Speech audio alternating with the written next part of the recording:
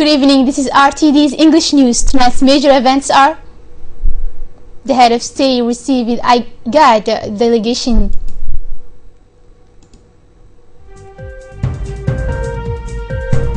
Picture of a post-opit girl at the Aurora front page trigger judicial pursuit.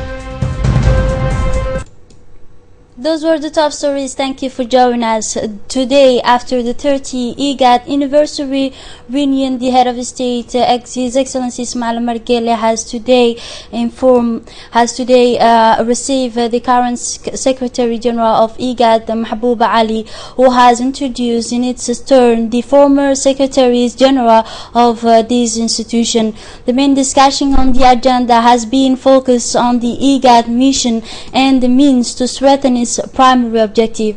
IGAD has been created in 1986 as a response to the many issues of the Horn of Africa has been facing, such as a climatic disaster, heavy current, drought, and other natural disasters which have caused starvation, degrade the environment, and create an economic depression in its part of the African continent. Between 1974 and 1984, IGAD, it is the key to many the current different issues. It's promote the food supply safety, the environment management, as well as the intra-regional trade and the infrastructure development. It is mainly engaged in the empowerment of peace and stability in the sub-region. It is tries to create the prevention mechanism, management and resolution of a conflict between state and within the state by the dialogue. The Executive Secretary Mahbouba Maalin has, in a reaction made on that occasion, expressed the immense pleasure of meeting the President of the Republic on the occasion of our 3rd anniversary. He said we have came to salute the President for his remarkable effort in keeping peace and stability in Somalia. Thereafter, the head of state, His Excellency Ismail Margele, has received the Ethiopian minister in charge of customs. As we know, 85% of Ethiopian import-exports pass by the Republic of Djibouti through various infrastructure, such as airport, road and rail, which are becoming major ways of transport and prominent key factor permitting the reinforcement of the two countries.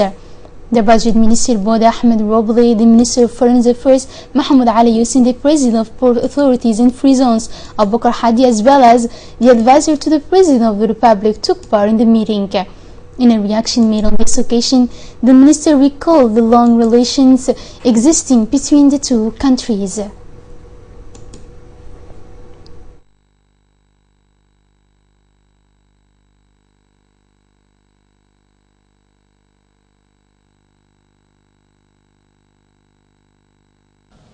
We have discussed about the concerns, agendas of countries concerning the port utilization, the agenda to the next 15 days, and the discussion was very smooth and caring. I hope next 15 days we will settle the agenda.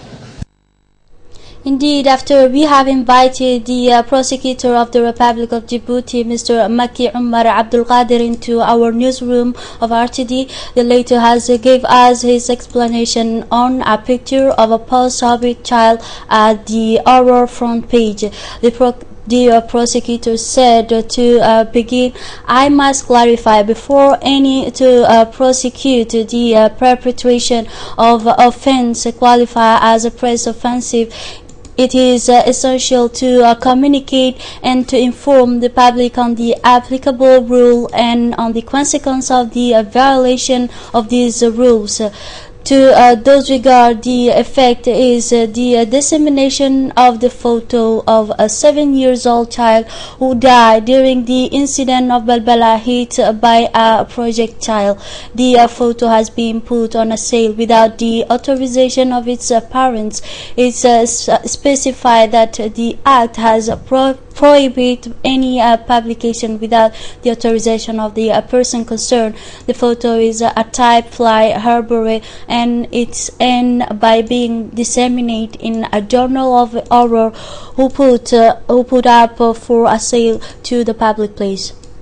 The prosecutor of the Republic has mentioned the case of Mr. Aden Muhammad Adu, who is a parliamentarian whose immunity will be private. It is indicated that he is in treatment concerning the dissemination of the deceased children photo.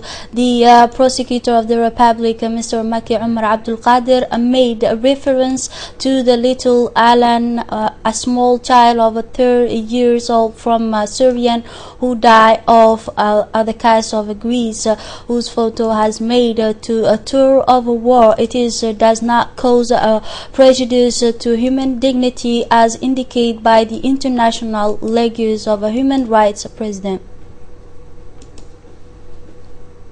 The Intergovernmental Authorities for the Development, also known as IGAD, has celebrated today its 30th of existence as the regional organ intended for resolving natural disaster problems, such as dryness and the desertification effects in the Horn of Africa.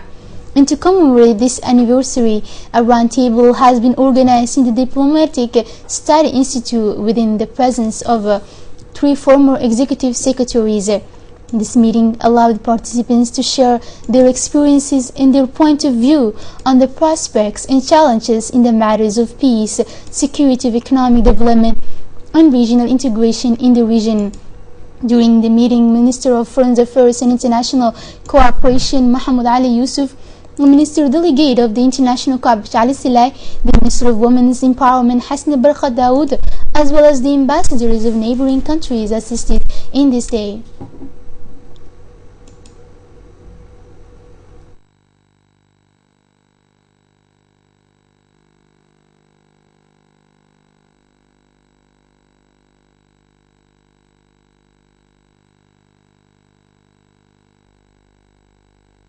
That person probably would have had a middle-level career already, and probably a family, and would have already established himself or herself.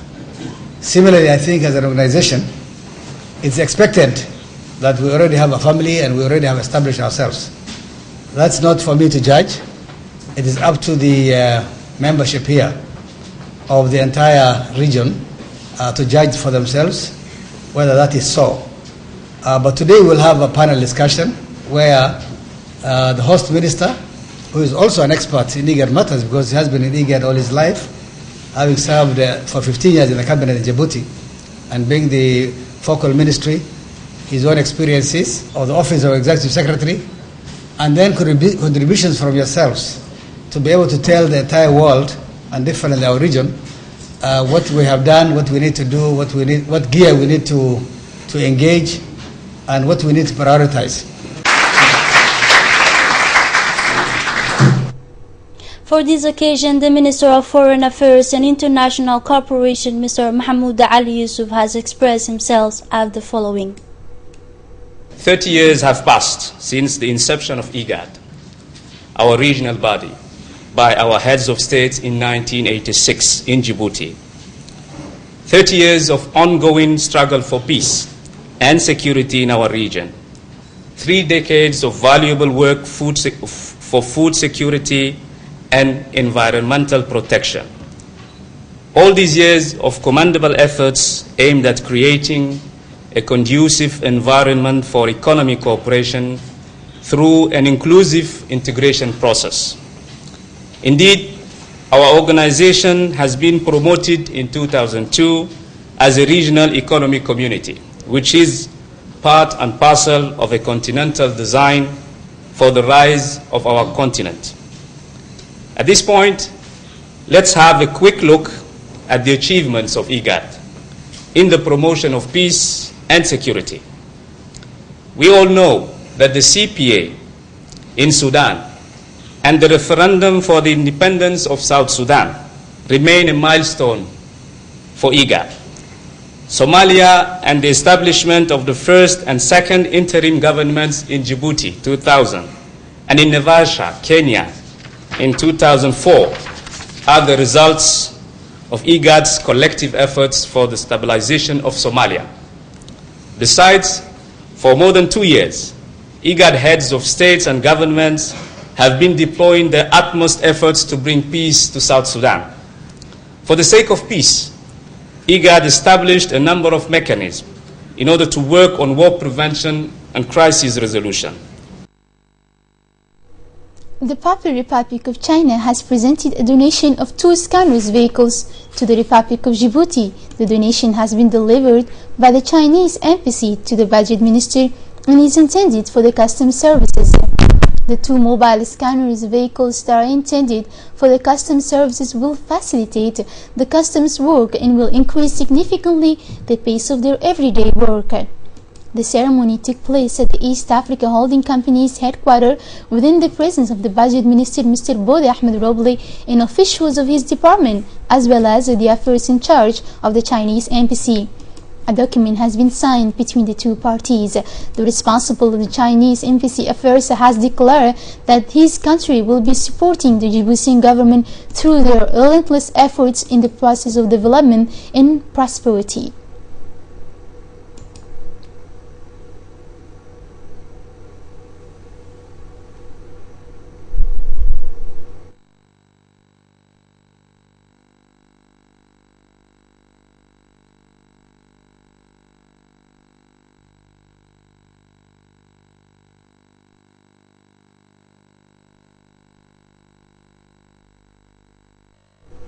The Minister of Budget has in his intervention indicated that this action is very appreciated, where our main economic partner has once again demonstrated their support to our development.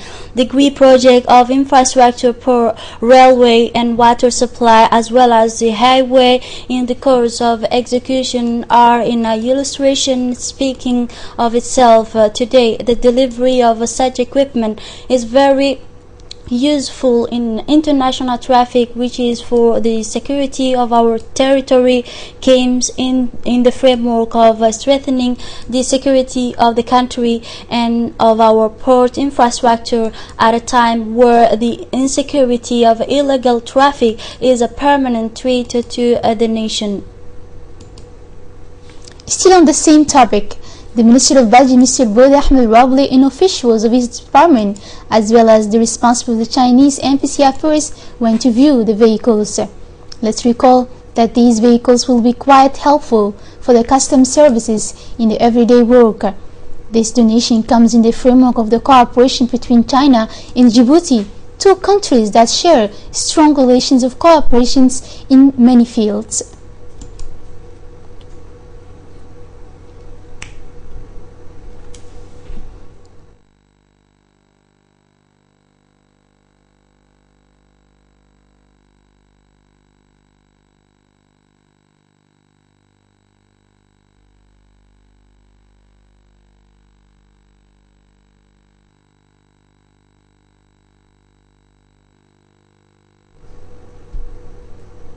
The Minister of Health, Dr. Qasim Isaq Usman, has received in his office the Pharmacy Association in Djibouti to discuss the adoption of a code of medicinal product which regulate the acquisition of all medicinal product, as well as the establishment of a medical product produce record at the national level. Indeed, the objective of this meeting came within the context of establishing a framework for the consultation of the main concerned parties of this medical product code. The proposal is that the Republic of Djibouti develop a code of medicinal product to allow foreign investors to be informed of applicable rules in the country, but also to allow the Ministry of Health to ensure correctly its rule of to have coordination with all the pharmacy in the public place on the respect and the application of this code of medical product and adding the registration of these products. Still in Health Department, in the framework of the monthly consultations activities, the Dikil Medical Center, a mobile team moved in the Dahalo locality with Dr. Ilyas Abdi to carry out consultations and care mission in the region, along with its crew composed of paramedic technicians and nurses. The purpose is to provide care in the communities of the regions. Among the procured medical consultations were vaccinations, children's support, malnutrition, family planning, and so on. The number of people consulted was 40 adults and 40 children. The Ministry of Health, with these actions of the localized areas of the country through this strategy, account closer care to the interior regional population. For the first time and the first in the sub-Saharan Africa, the capital of Ethiopia, Addis Ababa, has been equipped with a tramway. This light train has been initiated by the Ethiopian government. Let's watch this reportage shine by Aisha Abdullah.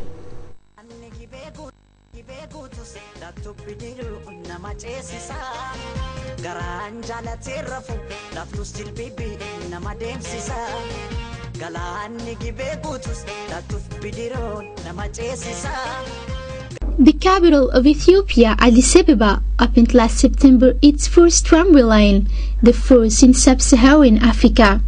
This tram will enormously reduce road traffic congestion in the Ethiopian capital, full of Pan-African institutions, UN, and other internationals.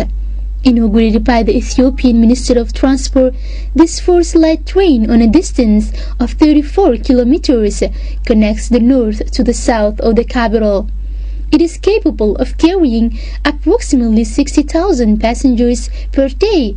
To be able to fit in the new carriages of the tramway line called Addis Ababa Light Railway, the Ethiopian government has set a particular affordable fees. The ticket by journey costs between 2 to 6 pairs, according to the distance chosen, either less than 100 francs. እንዴት ያያለ ይሄ ትራምዌይ ጥሩ ነው በጣም ያምራል በፍጥነት ለመሄድ ደስ ይላል There was a serious problem here. It was very difficult to move from one place to another. We had to wait between 30 to 40 minutes. This new service has really solved this problem. Now the movement has become easy and more fluid with this new light train. The lines no longer exist.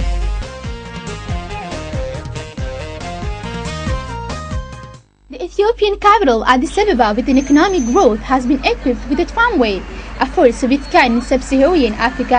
Initiated by the Ethiopian government, this light train has allowed the reducing of the road traffic congestion, which has been a problem for the 5 million inhabitants.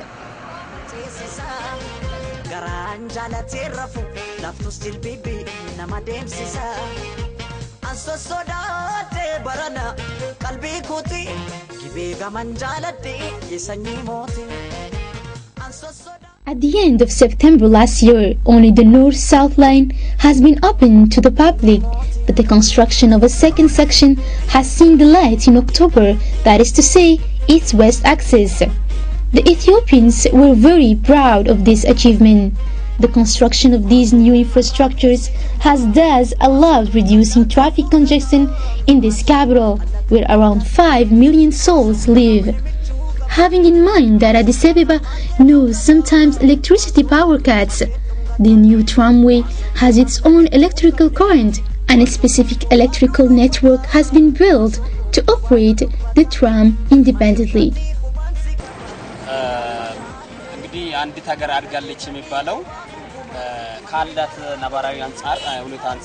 This new technology is the first in Ethiopia. It uses the tramway for a long distance and for a price less expensive.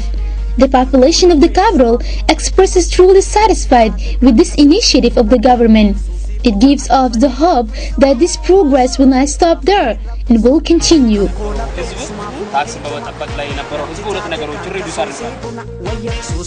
The realization of the tramway has cost $475 million and has been funded to 85% by China.